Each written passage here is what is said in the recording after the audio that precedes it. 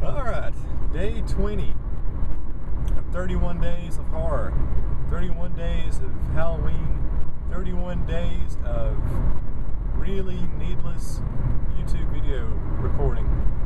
So anyway, we really haven't done a quote-unquote negative review thus far, part of the 31 days of Horrorween. I think that's just because, in general, I'm a pretty easygoing guy.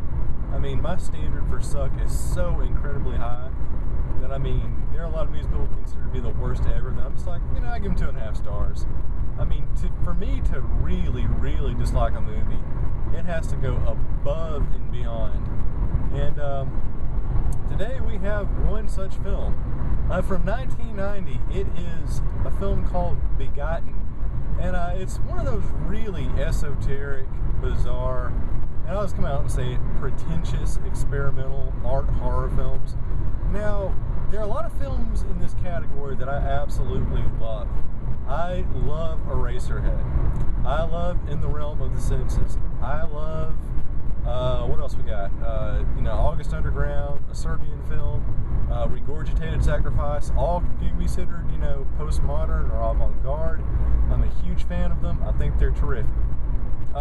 Philosophy of Knife, I think it also considered that category. So I can do non-linear. I can do expressionistic. I can do disjointed. I can do all these alternative narrative cinematic formats. I can do that. But Begotten, I'm sorry, this is just, I can admire the fact that the guy who made it spent a lot of time working on it. But the fact of the matter is, this is like a non-movie.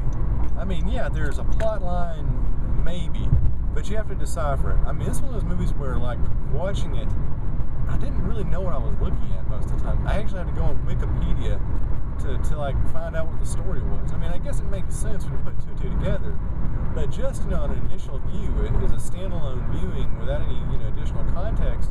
You're just watching this thing going, I have no clue what I'm even looking at. And I'm not saying that because the stuff in the film is, very disjointed or hard to interpret. Literally, the film is shot in this weird reverse monochrome where everything, and to kind of give you a background, technically it is an interesting movie because the entire film was shot, in monochrome, and the director hand drew everything back to me. Photo negatives. It's hard to describe, but it took a lot of time to do it, so I admire that. But the end dividend is, you watch this movie, you can't tell what's going on. It's absolutely indecipherable. Half the movie looks like one of those magic eye paintings where it's just static. And you kind of have glint, watching one of those old school pay-per-view channels. Where okay, maybe I see a hand. That could be, that might be a leg. That could be a cactus, a horse, I don't know. So anyway, that's pretty much the entire movie. Just basically you, staring at it, trying to figure out what's going on.